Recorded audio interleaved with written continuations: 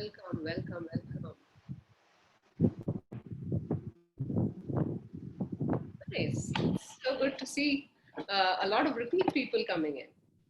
Welcome, all of you. We're just waiting for another 30 odd seconds and we will get going. Our guest is also ready.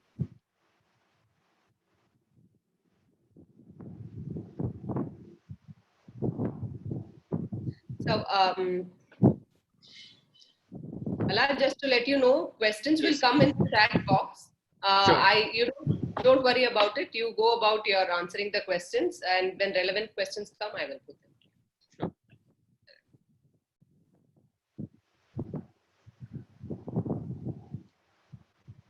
Okay, so here we go, and good evening and welcome to the third in the series of Dilse Expertise Responding to the COVID.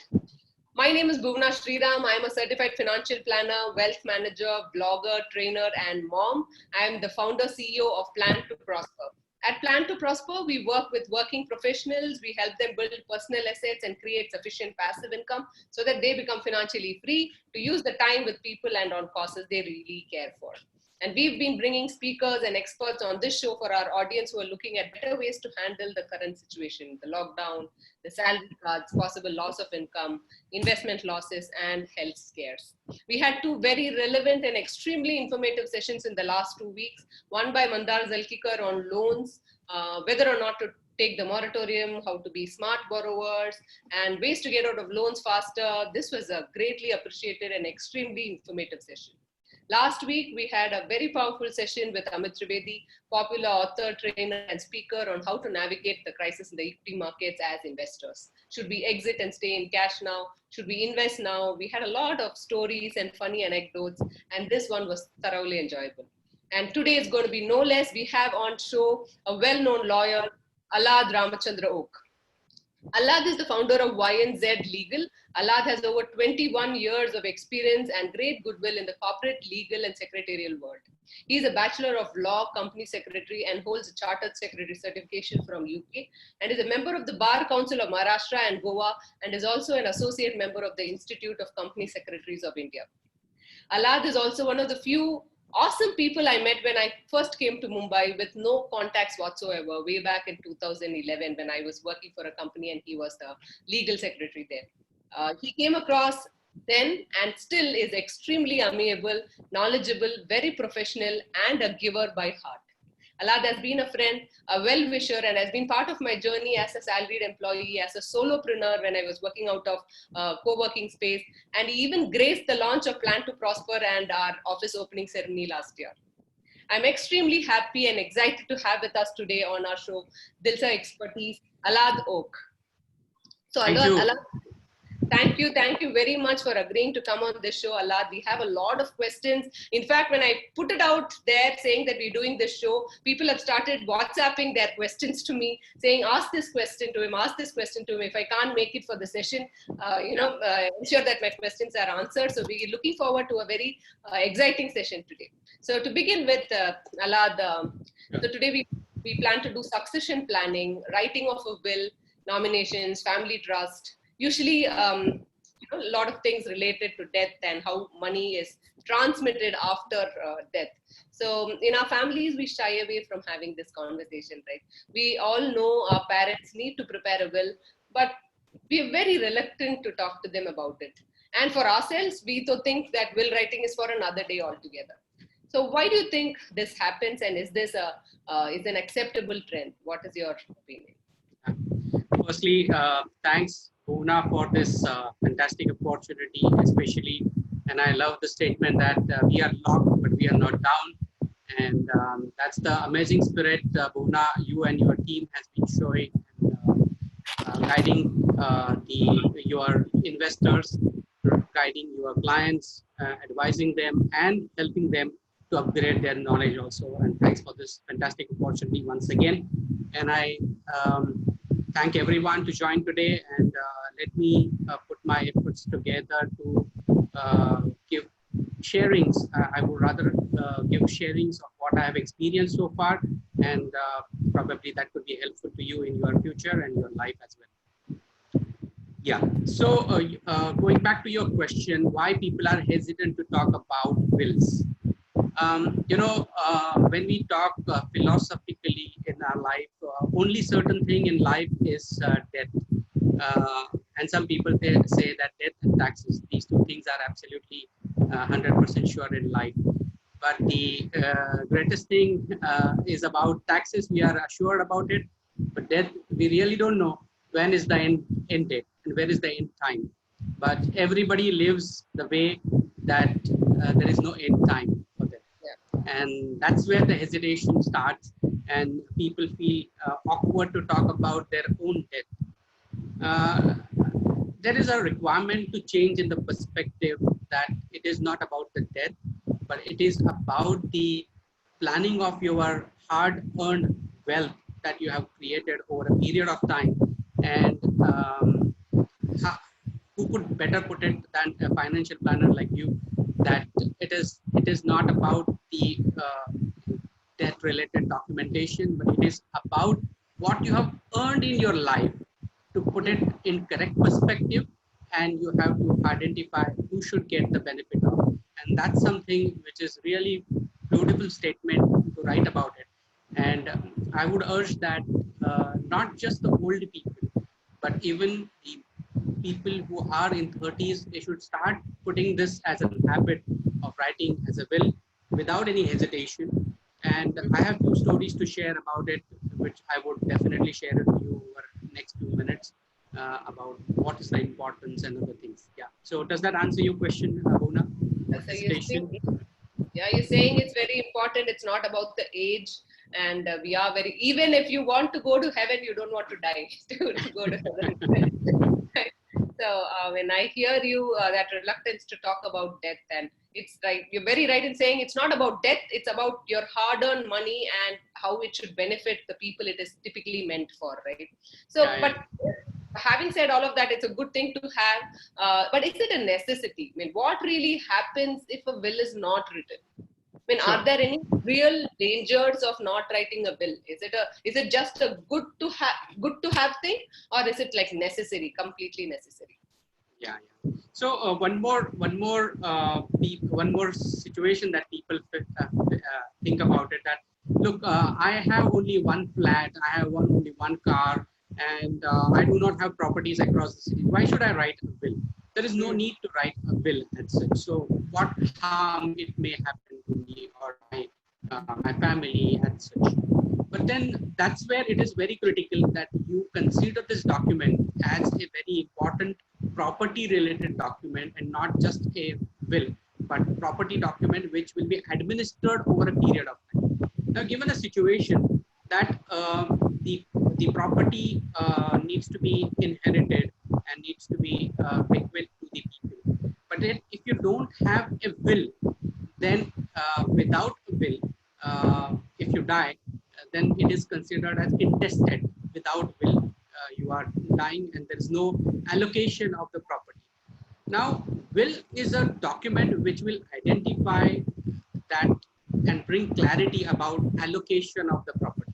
And this is what you want in your life, that post my death, my children should not fight.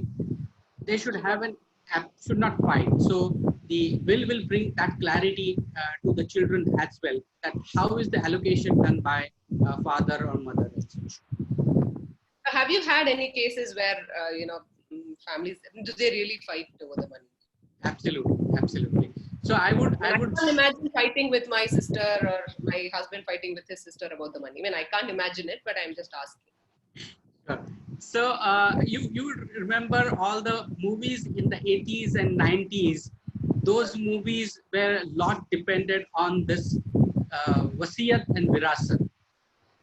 So typical situation will be that a character artist like Satyan Kapoor or Madan Puri is on the deathbed, and he is looking at his nice son like Rajesh Khanna or Sanjay Khan or somebody of those kind of heroes, and saying something to him. And on the other side, there is a nice cricket son out there, Prem Chopra, and he says, okay, so dad, we will take care of your everything.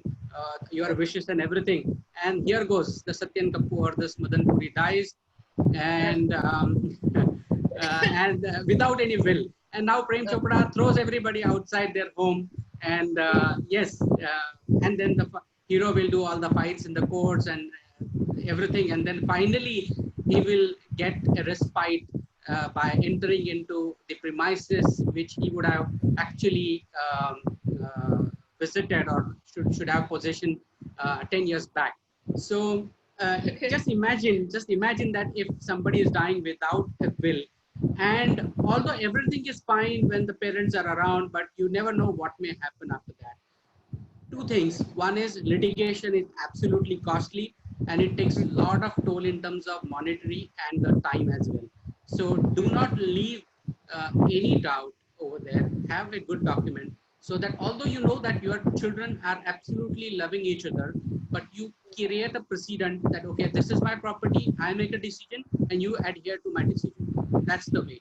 So it's a discipline kind of. It's a discipline. Okay, excellent. Alad, I think we are hearing a little extra sounds from what you're talking. Is it the headphones, or can you try without the headphones? Is that okay? Yeah, I can try that. Is it okay? Can you hear? Yeah, this is a lot better. Yeah, the headphones. Yeah. What do you think? Is this better? Kajal, what do you think? Yeah, I think. I think this is better. Yeah. Okay, perfect.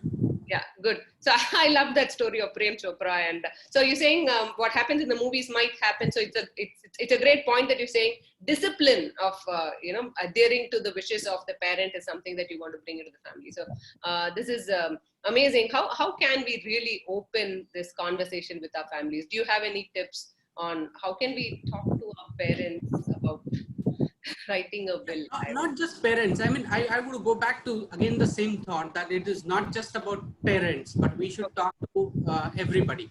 I mean, whoever has a property, and who could be a better person than a financial planner? A financial planner should open that topic, because people look upon financial planner as you are going to guide them properly and going to take care of their property and advising them impartially. And that's impartiality is absolutely critical. That when you as a financial planner or any other advisors who are speaking to them, it is better to they broach this topic and talk about have you decided about writing a will, or writing about how your wealth should be distributed. So this is how it should be done. Yeah. So as financial planners, it's also our duty to have this conversation with our clients and their families, right? So, I mean, I hear you totally on that. So while writing a will, Alhad, what are things that we should keep in mind? Give us some insight on what is a good way to go about writing a will.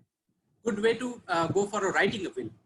Writing a will. While writing a will, what are things that we should take care of? What are parts of the will? Is there something that we should know, technical things about writing a will? So again, a story. I like to tell stories about it. So here is a story about one of my my dad's friend. My dad and he worked together for 35 years. So he and his wife used to work with LIC, and both worked for a very long time in their respective organizations. And they had no kids. And so that's where they called and suggested that we want to write something about what happens after us, and would you help us for will?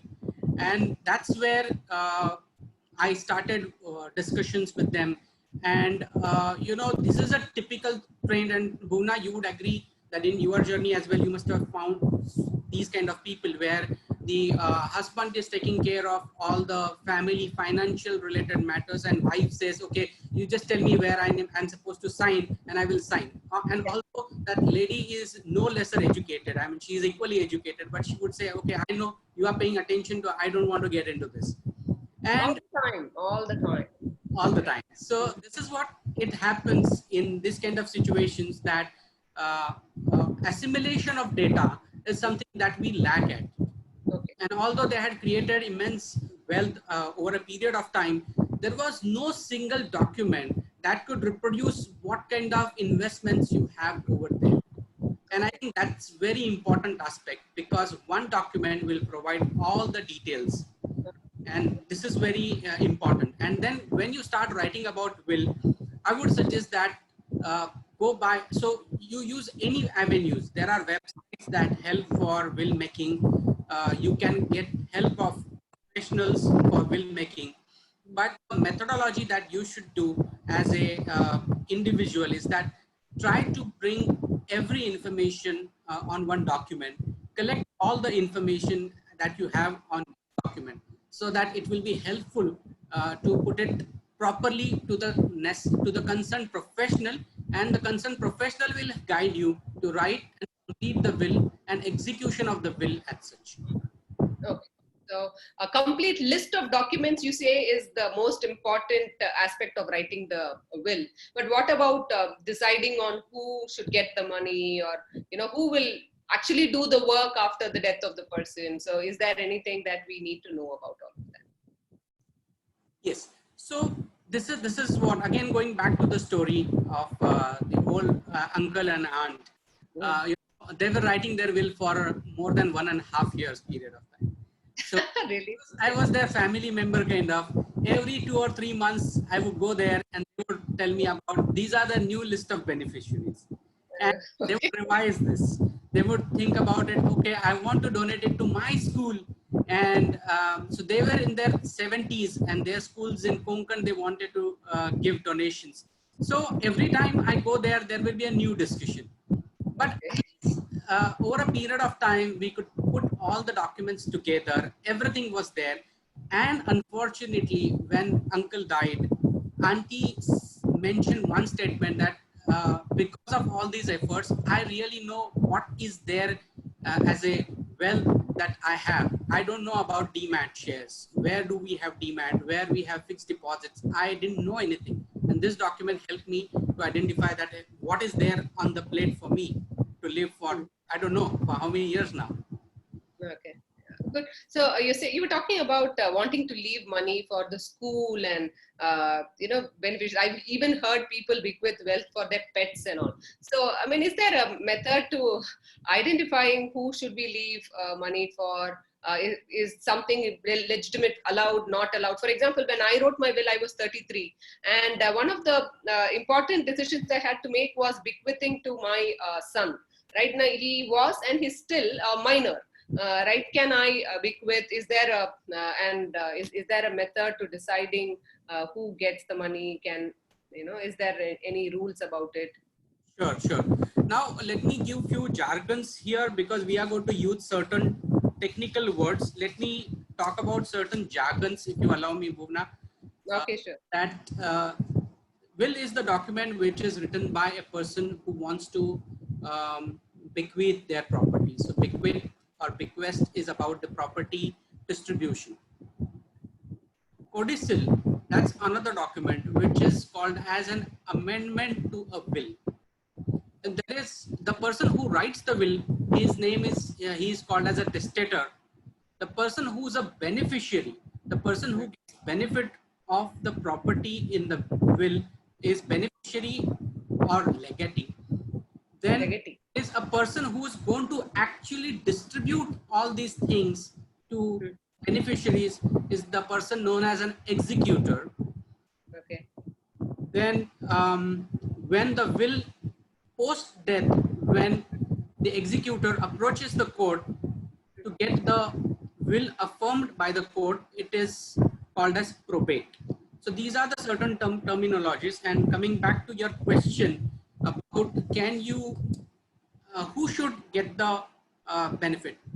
Now, number one, there is a succession act which is there.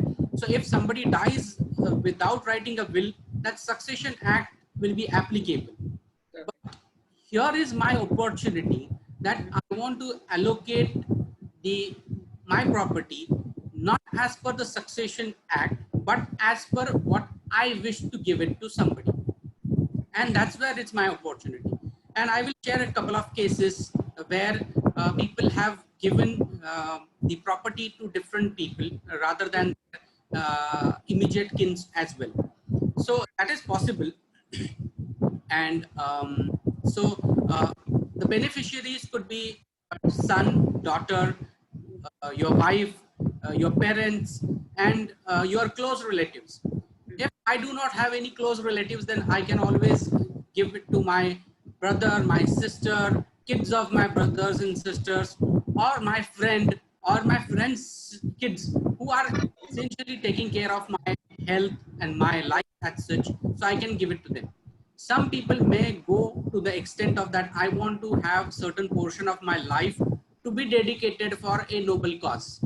And how it will be ensured that executor will uh, get the money out of the property and then donate it to the concerned activity as such. So it could be a social cause, and social cause could be very specific. So I want to donate for hearing impaired children, or visually impaired children, or for children who are mentally challenged, or I want to give it to orphanage, or I want to give it to the PETA kind of. So different types of mechanisms could be used for bequeathing the property as such. So you think minors can inherit wealth? So Yes. is that... So even minors, sorry, I missed that point. So minors, when a property is given to a minor, the minor is definitely not in a position to take care of that property. So a guardian of that minor will be able to take care till the age of 18. When the minor is becomes major, then the minor can take a decision after he attains his majority age and such. So we when bequeathing assets to a minor, a guardian has to be named, is it? A guardian has to be named ideally, so it brings a lot of clarity to the document. But if not named, then what happens? Then the guardians will be father and mother, so those will be applicable from that perspective.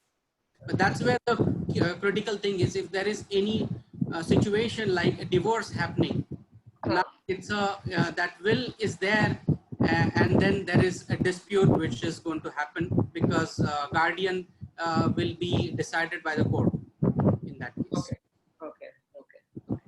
So if you don't want the estranged spouse to be the guardian for the asset, we can name some other guardian on for the asset. Yes, you can mention. You can mention.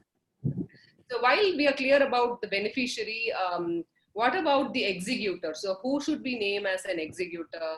Is there any rules to it? Is there any method to going about executor? Can the beneficiary themselves be executors, or can we use professional executors? Do we have to pay the executor some part of the estate? So what is how does that? Yes. So executor, I would always call a executor should have impartiality as the critical important attribute, and that's where the testator should consider that I want to know that this property will be distributed by an executor impartially and without giving favoritism or without application of their own prejudices. And that's where a professional executor could be relevant. But I don't know how much the testator would open up to that professional with his own thoughts. So somebody like his or her friend, or somebody like his or her brother or sister, or any other person who they believe completely, that person could be a beneficiary, that person could be an executor. And if that executor is also a beneficiary, that's not an issue at all. It's a good thing, is it? Great. Okay. So the executor can be a beneficiary. We have a couple of questions here, Alad. I'll just stop to take it. So what is the additional value a financial planner can add in offering estate planning services vis-a-vis an advocate? So this is a question from Suresh. So okay, can you repeat that question? What? So because you mentioned who better than a financial planner to have this conversation, he's asking what is the additional value a financial planner can add. So can a financial planner come out and say who should be beneficiaries? They can't, right? Obviously. So vis-a-vis an advocate, what is the specific additional value that have you in your experience seen financial planners adding any value to a client's estate plan? Yes. So one of the biggest value that financial planners add to is the providing the data, critical data. So when financial planners and they understand, so when financial planners are advising, they have separate different teams who are advising or who are helping with the execution. But financial planner updates on a regular basis about what is your mutual fund investment, what is your demat investment, what are your other avenues of investments. And if financial planner has all that data readily available, then that becomes that it reduces a lot of efforts from the perspective of a testator. Okay. So financial planner brings that aspect, and sometimes people forget about certain very critical aspects. Now, one of the cases which I found that the will was being discussed, and the lady was not ready to mention about the jewelry. Jewelry, okay, okay. So critical jewelry, and especially and this the old lady was she had all the jewelry right from her marriage times. So marriage times, son's marriage, and jewelry accumulated over a period of time, and she was hesitant to talk about the details of the jewelry. It's like you are going to a pathology lab and you are seeking for a blood report, and you are telling them, please don't show me my hemoglobin and my cholesterol data. It's as critical as that. And that's where the financial planner was there involved in the situation. And the lady was saying that, okay, whatever I have kept in the locker in XYZ bank, that will go to my son. Now, financial planner was there in the discussion, and he mentioned that, look, auntie, what happens that at the time of Lakshmi Pujan, you get everything to your home for Lakshmi Pujan. So there is virtually nothing in your locker. And unfortunately, you expire next day. What happens? Because you have mentioned in your will that whatever is there in the locker will go to Mr. X. Now, everything is in your home. Who this property will get allocated to? Wow. That's where the addition of a financial planner will be relevant, because he is impartial or she is impartial, and he brings a perspective which perhaps others are not able to bring to the table. And detail. And detail, right? Detailing, forthright. So these are the aspects financial planner can bring to the table. Excellent. Thank you. So there's another question from Mr. Marchandani who says, can we draft a will? Sorry, can we have more than one executor? Is it necessary to have more than one executor? Does it Yes, absolutely. I mean, that's a good practice to talk about executors, because when you are writing will and you are writing a will, that time you really don't know when is your death going to happen. Similarly, you really don't know whether executor will be around when you are already gone. So that's where it is very relevant that you should name 2 or 3 executors, that if A is not there, then B will be the executor. And it has to be very clear. It has to be very clear that, okay, if A is not there, then B is the person, B is not there, then C. Sometimes it may so happen that you have identified Mr. A as your executor, but now Mr. A, after 10 years, he has relocated outside India and he is not going to come back. So for execution of your will, who could be a better person? So you can always identify these kind of situations, that in case A denies to take care of execution, then B, and B denies or B is not there, then C can be. So that will be really important to have different beneficiary executors mentioned in the will and such. And for beneficiaries also, if the beneficiary, so I saw in one in my will a particular statement that you had put saying, if the beneficiary predeceases me, then there is somebody who takes, so there is some such clause too, right? Yes. So again, it's all about uncertainty. So I may write about that the property should go to my first son, but if my first son dies before me, then what? Then there has to be a second reference point to be mentioned to the second son. Now the problem here is that if it is only mentioned that the property should go to first son, and if there is a second son, so 50-50% is mentioned over there. And now the first son dies before the testator, the entire property would go to second son and not to his heirs.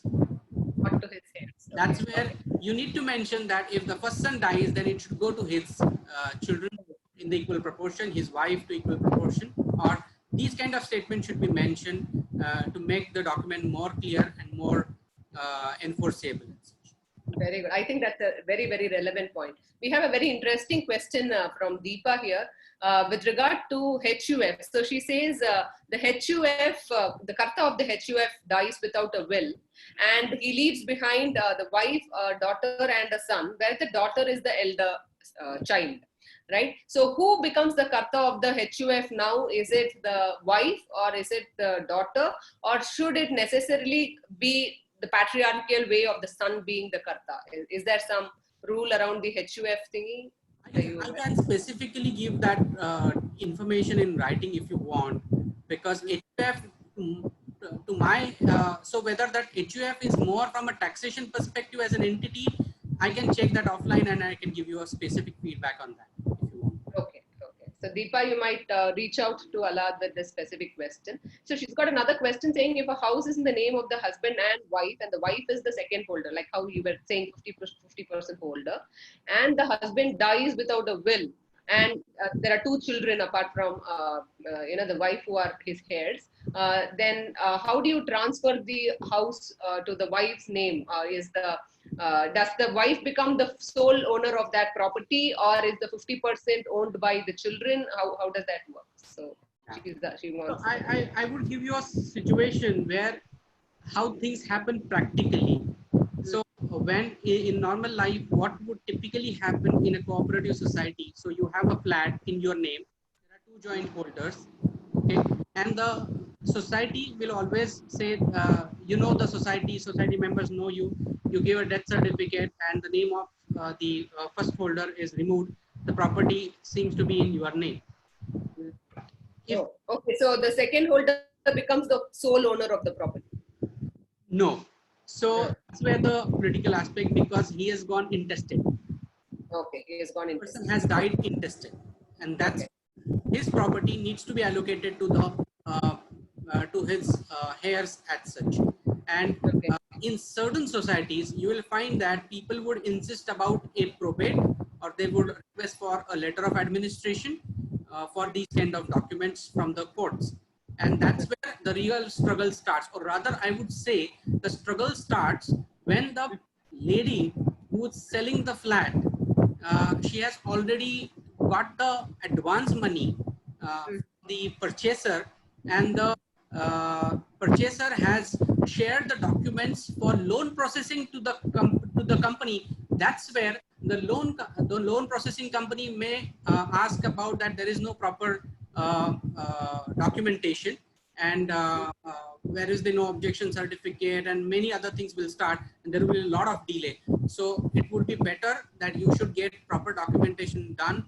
If the person has died, then letter of administration should be obtained from the court. It becomes very clear in terms of the succession and such.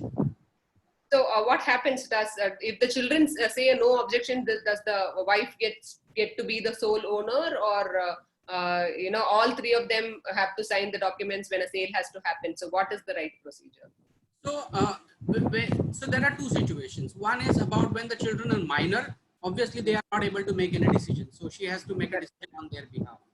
So typically, the transaction will go through that the single owner would be signing, but there will be certain indemnities, additional indemnities, which the bank would demand or the other party would demand, and the transaction would go through.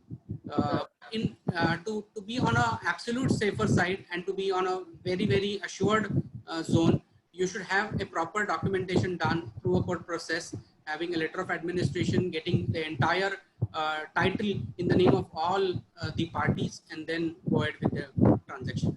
If the children are not minor and they are major, they become co-owners of the property. Yes, that's what absolutely. They become co-owners of the property. So I hope, Deepa, that answers your question. So she's asking another question, which is, if shares need to be transferred from name of the deceased to the wife, is it a simple transfer to the wife by filing a transfer form, assuming she's nominee in the bank account? So yeah, so there's a lot of very specific questions that are coming up. Yeah, I would give you a specific situation where a person has died and he had Demat accounts and the bank accounts, and there was no nomination in the bank account as well as in Demat account. And then the Demat depository participant and the bank both requested for a specific document from the court. So that's where the succession certificate we obtained and we provided to them. So it took a period of time, but succession certificate was acceptable to the depository participant as well as to the bank. And then the funds got transferred to the concerned parties, which were mentioned in the succession certificate. And so coming back to your question about major sons. So the lady had two sons and they were major, and they said that, okay, whatever property is there, we do not want that property. And they provided a specific affidavit stating that we do not want any share in that property. The entire property was given to the mother.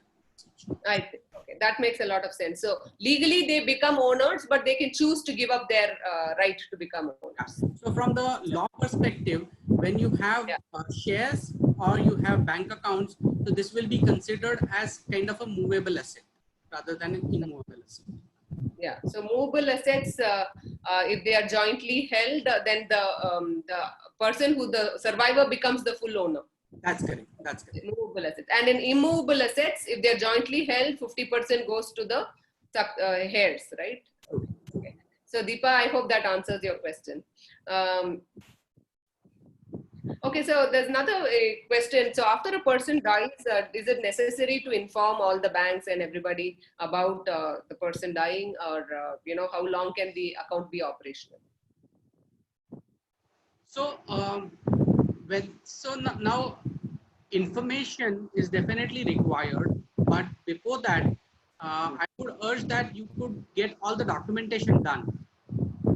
So then go to the concerned authority and then file the necessary data, so the transaction will happen quickly. So if there is a check that's signed and kept, can it pass after a person's death? Legal. Just asking. So now the situation is that it's a share, the bank account held jointly by two parties, and A and B are the joint holders. A had signed the checks and A died, and now B is issuing that check. That is what is the question. So it's not correct. That's not correct. That's not correct. So upon death of a person, it has to be duly intimated to the bank, and all transactions in the name of that person should cease, right? That's what you're saying. Okay. So Deepa, you're asking the question of, is there an outer limit of 2 years? I think Allah is being clear, saying upon the person deceasing, you have to go back to the bank and tell the bank that this person does not exist anymore, and typically move for closure of account, right? Without delay. But is there a legal outer limit for how long the account can remain open? No, there is no legal, because ultimately bank had no recourse to understand whether the person is living or not living. So if you don't inform, the bank account will remain as it is. Okay, the account will remain as it is, but it's not a legal thing. It's not a legal account, right? Okay, so there's another question. I think it's simple. She's asking, can a financial planner draft a will? So is that a legal document? Can anybody draft a will? Yeah, so beauty about will is that it is so flexible as a document. There is no specific formula or format provided to that. Number one, can a will, so I have a piece of paper over here, and then I'm writing this will on this piece of paper. Whether this would be a will? Yes, it will be a will. So consider a situation when we are talking about will. A person, perhaps he or she is on a deathbed. He or she is going to write that document, and that person will not have access to a document, a proper full-scape paper or computer or printer or anything. He is in absolute emergency situation that he wants to write it. So even if he writes on a piece of a paper and gets signature of 2 witnesses and also get a signature of doctor along with that, just to ascertain it better that what he's doing, he is in complete senses. So it will take care of the proper will making. So as such, to answer your question, even if a financial planner is helping to write a will, no wrong about it. Only thing is that they have to ascertain that every aspect related to the beneficiaries is very clearly mentioned in the document. If there is anything conditional, then it is open for interpretation. Conditional wills, you mean? So what are conditional wills? So you can find certain conditions, and conditions could be that I want to give property to only A. I don't want to give property to B. Now, if A dies, only then it goes to B. Or it could be a conditional like, now this is where the issue happens. Somebody is writing that a property will be given to my sons who are based in India. Who are? In India. Now, who live in India. Who live in India. Or based in India. Okay. Or it could be as simple as they are not resident of, now this is a problem, they are not resident of a or citizen of a another country. Now there's a lot of situations because a person can be a resident in India but could be citizen of another country, or a person could be citizen of India but resident of another country.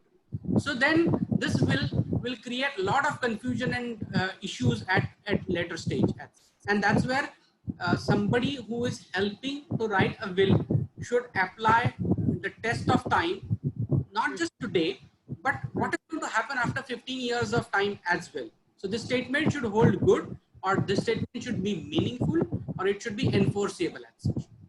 Have you encountered any meaningless conditions? So no, I would not say meaningless conditions, but certain conditions could be like people are emotional about their castes. Okay. So people write about it that if my property will go to my daughter or my son, provided they are marrying in my caste. So this could be this could be challenged definitely. Okay, could be challenged. Okay, good, interesting. So Mr. Marchandani is asking, is registration necessary, or is it just a good thing to do? Is it necessary? Are government departments insisting on it? What is the on the ground deal about executing the will that is not registered? Yeah. So again, going back to the situation where a person is on his deathbed, he is writing a document as a will. It is impossible to consider that a person can go for a registration of a will. And that's where you will find that registration of a will is an optional item. Okay. So it is not mandatory to register. So it has to be properly written. It has to be witnessed. These are the basic conditions for a will. Registration is not mandatory, but registration, if done, it gets registered with a government authority. And that's where in case of evidence, you need that document. The registered document will be definitely a reliable document. But there is another issue that once you create a will and thereafter you have amendments to the same will, then again you have to go back and register that amendment as well. Okay. Okay. Thereafter, if you want to completely change the will, you have to write a new will stating that all my previous wills are withdrawn, and you are writing a new will. Okay. And that has to be registered again.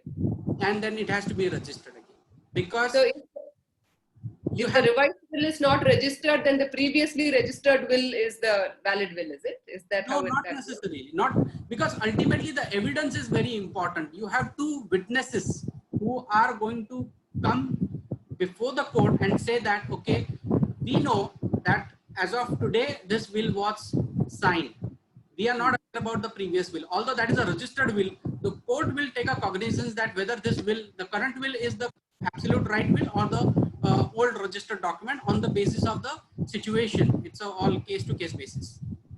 Okay, so the court gets a chance to, there's no particular rule to compulsorily registering, but registration is good. So do government departments and all accept a non-registered will? There's no problem that I heard that if it's a non-registered will, no? No problem. So so will per se, you cannot use it in the for any succession as such. Post death, you have to take this will, go to the court and get a probate, so which is a certification by the court that this is the last will of the testator as such. And that's called probate. Once you get the probate, certified true copy of the probate will be given to all the banks, all your societies, and for property related documents, and that's the most valid document for succession as such. Okay, okay, good. So I hope that answers Mr. Mirchandani's question. Malcolm is asking a question: in the course of a court case already on for existing property, and in that case, the society has not transferred the flat in the name of the owner yet. In this situation, one of the owner expires. What will happen to the property? Will it go to the nominee on the will, or the case is going on? So if there's a court case on the property and the property is in part of a will, then how is that usually resolved? Is that the question? Did I get that right, Malcolm? Go to the nominee on the will, or the case will go on along with the existing nominee? So yes. So there's a nominee in the property. So there is a nominee in the property, and then there is a will, and then there is a case on that property. So it's one, a little bit of a trouble there. Yeah. So should they approach you specifically? You can send them a bill. No, I will give you answer right away. So okay. Nomination, so nominee as such is the trustee of the property and not the owner of the property. Okay. The nominee's responsibility is to ensure that the property should go to the proper beneficiaries or the legal heirs as such. Okay. Now the real fun is if the nominee and the heirs, if they are already in the court, then the court will decide it. Okay. When the court is going to decide it, the fact about the will also be produced before the court. So court will have a comprehensive view on the property decision as such. Okay, so the court will make a decision on this. This is what you're saying. So employ a good lawyer. That's your solution, right? Okay, good. So Shiv Kumar says, when I write the will, can I state in it that after me, my wife is an inheritor till her death, and after that, the children shall be inheritor after her death? And can I do this? He's asking, I think, a very interesting question. Yeah. So let me understand this correctly. So you are writing that after my death, it should go to wife, and after her death, it should go to the children. Now there are two situations. First is that after my death, it goes to the wife, and after her death. So when you have died, the property has already gone to her. Now, once the property is already gone to her, it is her decision that will be relevant. Okay. Okay, now it becomes her property. Relevant because what she is going to write in her will. Because although you have mentioned that after my death, it should go to my wife, and after her death, it should go to her son or daughter. But in her life, if she experiences that her sons and daughters are not treating her well, so she is transferring her property to her financial planner. That's okay about it. Okay. Okay. So yeah, Shiv Kumar, you heard that. Okay. So that's interesting. I mean, just joking. But then, yeah, it's the decision of that person, because the title is now in the hands of that person. Now, if already I'm not in the scene, I cannot determine the property of that person now.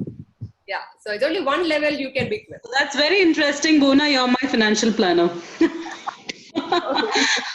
Only one situation where you have mentioned that property should go to my wife first, but that wife dies before the testator, then that second disposition will be relevant, that in case she dies within the life of the testator, it will go to the second level of beneficiaries, which Absolutely. Okay. Yeah. Good. I think that's an amazing question and a very relevant answer. Sanjay Chaturvedi has a question. He says, "Can inherited property be willed to a particular child, or is it if I've inherited a property from my father and I want to will it, should it necessarily follow a pattern? Should I necessarily only will it to the heirs, or can I just give it away to somebody?" So she's asking, can I will it only to a particular child? Yeah, absolutely. So if the property is inherited, now you have this property in your name, you can dispose it to whoever you want to. So if you want to give it to only one child, yes, it is your decision. You can do that. So you become an absolute owner of the property, however you've got it, whether you've inherited or you have earned it by yourself, and you're free to give it to anybody. Okay. That's, I think, a very, very interesting question. Mr. Mishra is asking, why should I write a will? Is everything passes on to my wife, right? Simply. So he is a financial planner, and he's asking, give me a very, very strong reason why a will has to be written. So. Yeah, so first thing is it brings a lot of clarity, and second thing is that when you're talking about that everything is going to go to my wife, now how do you assure that you and your wife both are not dying together? Now if you die together, so unfortunately if you are traveling and mishap happens and both die together, what is going to happen to that property?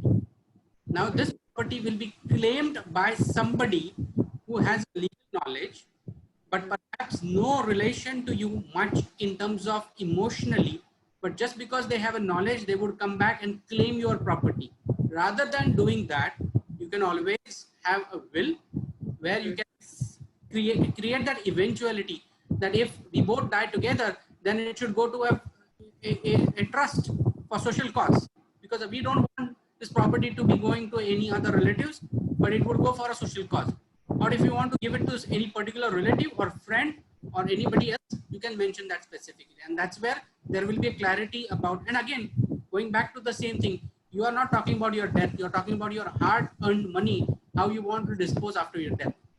I think, yes, I think that's a very, very valid point. I hope it answers the Satyaprakash's question, and I mean, it's a possibility, right? So while we were talking about wills, I mean, I did hear about the gift deed. Is that a better way to pass on the assets instead of going through this will junket and all that stuff?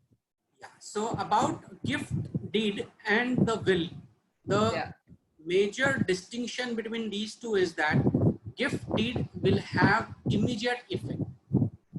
So the moment a gift deed is registered, the concerned property is transferred in the name of the person who's receiving the gift as such.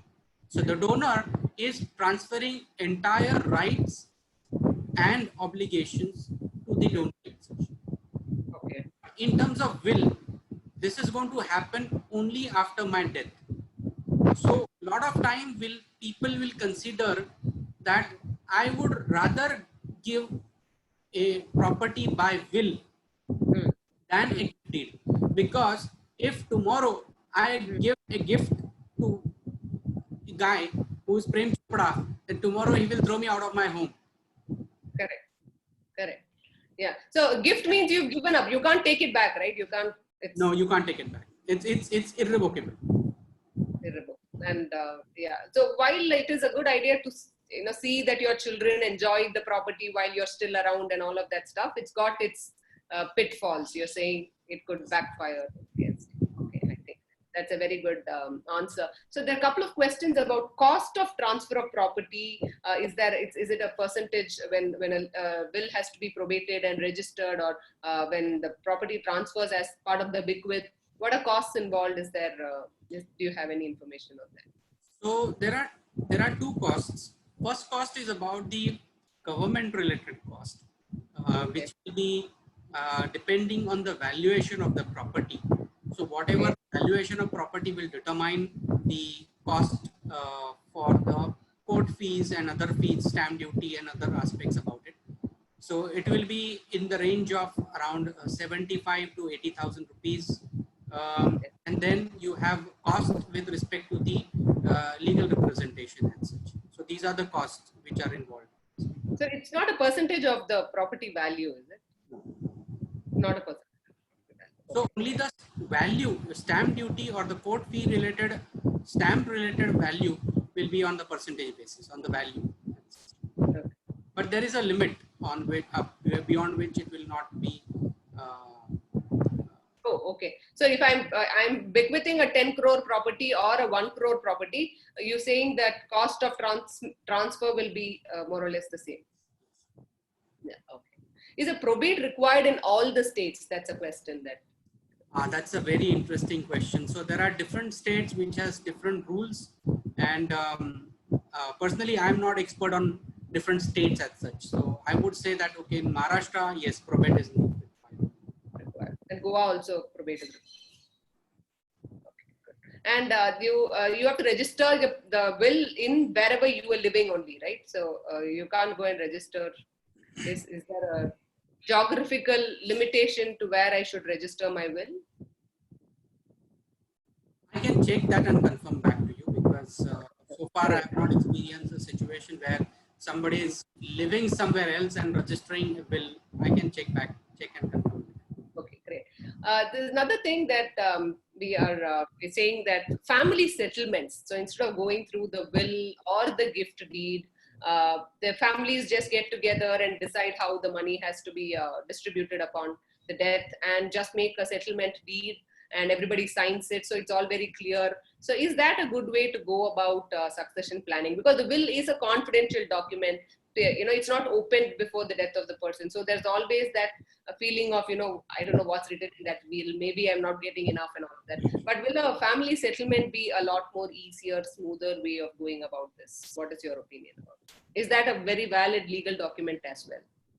Yeah, so ultimately the main intention of that document is to bring clarity about disposition of the property. Okay. And if it is, you are achieving that by a family settlement deed, so ultimately the document needs to be registered, it needs to be well drafted, and it has to be very clear and such. If that document brings clarity, then nothing like it. Then yes, absolutely, it is fine document about it. But it all depends upon the person as such. Now the testator, he may say that, okay, I don't want you to discuss about my property at all. It is my property. I will decide about this property. You don't get into it. Then he would go by will.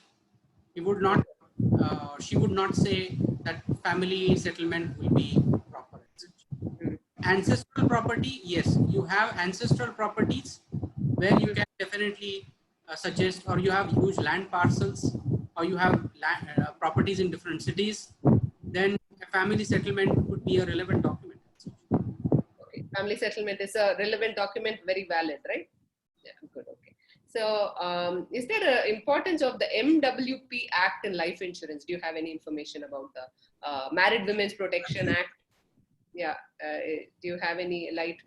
Satyaprakash Mishra wants to, he has a question. When a beneficial nominee clause has been made nominee the sole beneficiary. So the Married Women's Protection Act, does it give any additional protection to the, to a woman? Is it a legal thing better than a will? Because as I understand, the MWP clause in an insurance just ensures that the insurance proceeds. Doesn't become part of the estate, but it necessarily goes into the trust that's meant for the I can wife. Check, because if you give that question, I can give an elaborate answer on email, etc. Yeah. Okay, good. Great. So Shivkumar has a hypothetical question.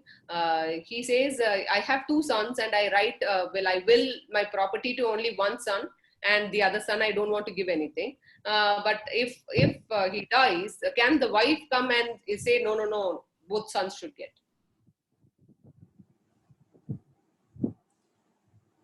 Can you please repeat that? So a testator has two sons. Yeah. He has chosen to give the assets to only one son. to only to the son and not to wife as well?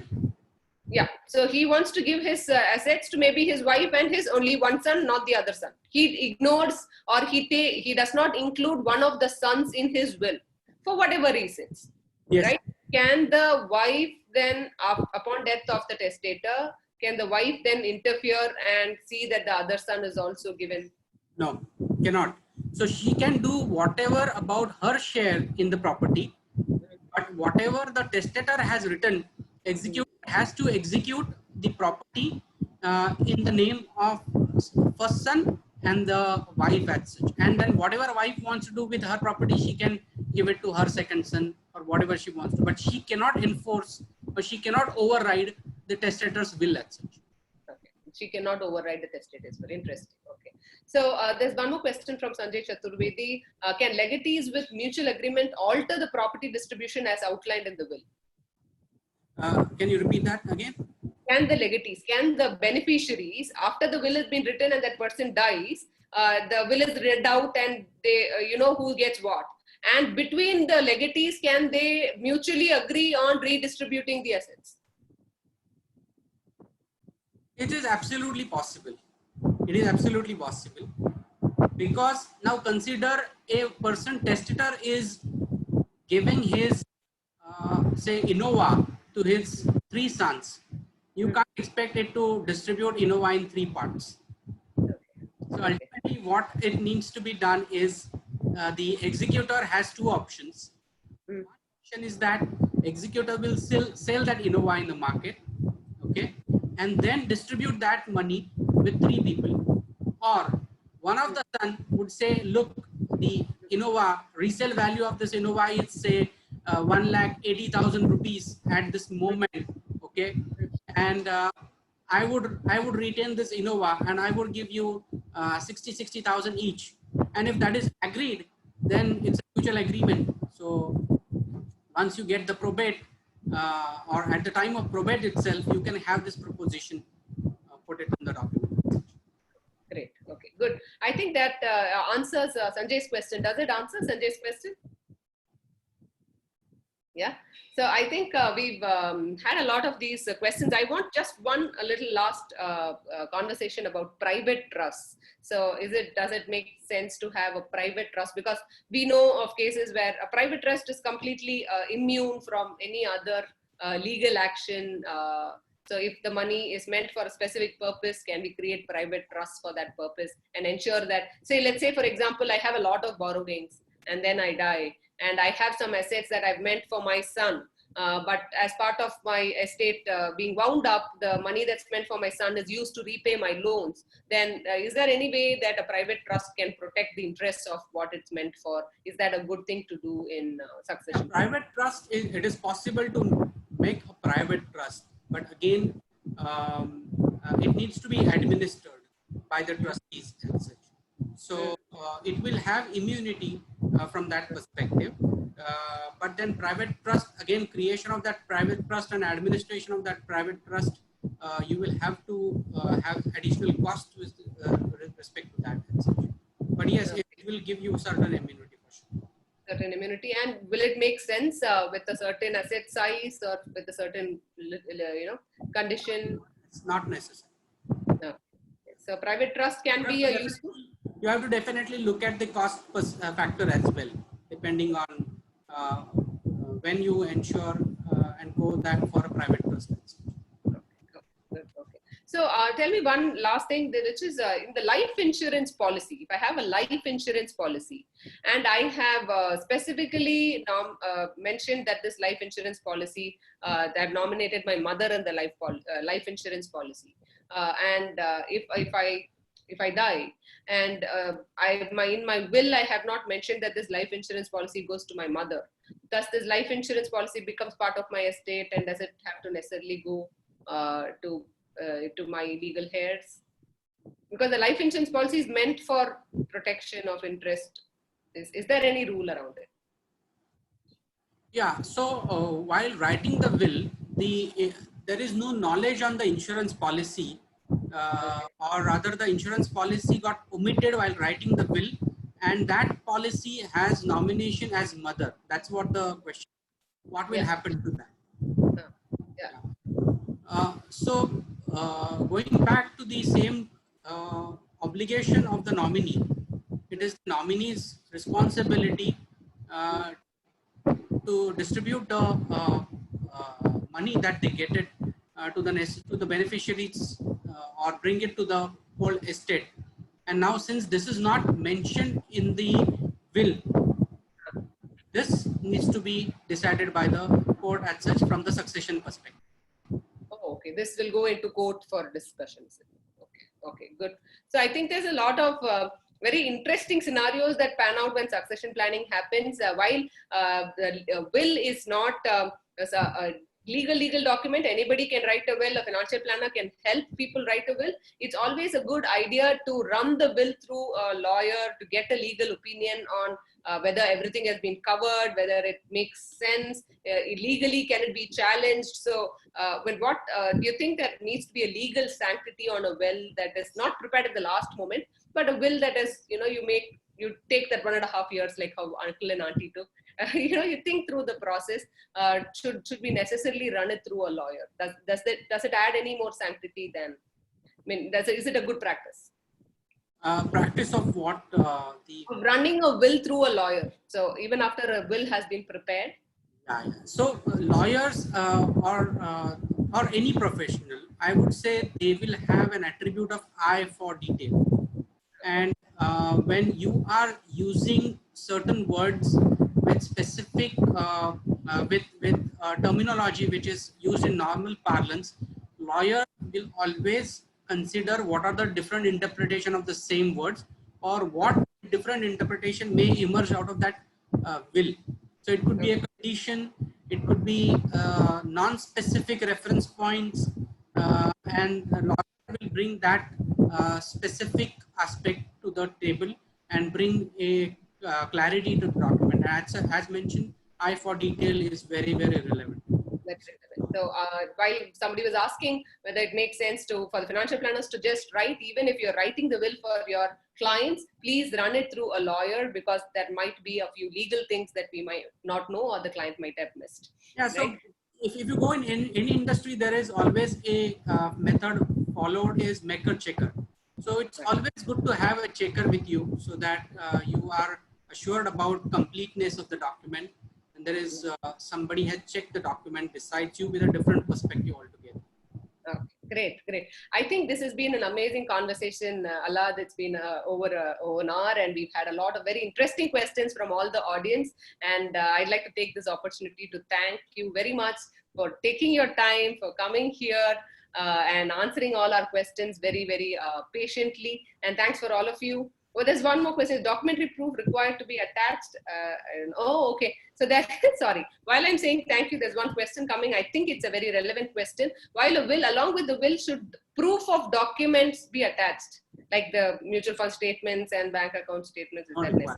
Because you will appreciate the mutual fund statement is going to change every day. The demat balance is going to change every day. And your FD is going to mature, your RD is going to mature, and it will have a different details. It is good to mention, so bank accounts which are going to be going to have numbers, so those details are required.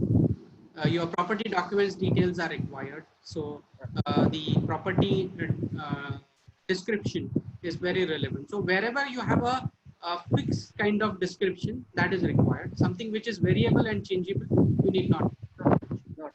Okay, I think that pretty much brings us to the end of this show. And thank you very much, Alad, for being who you are, for doing all that you're doing for us. And I really appreciate your time and taking this effort to come out and give us this very necessary advice at this point in time. So thank you very much. And yeah, thanks for this opportunity. And this is really Dilse. Thank you. Yeah, I love it. Thank you so much. And thank you all of you for being here and for supporting Dilse Expertise, and have a very good evening. Bye-bye. Thank you. Bye.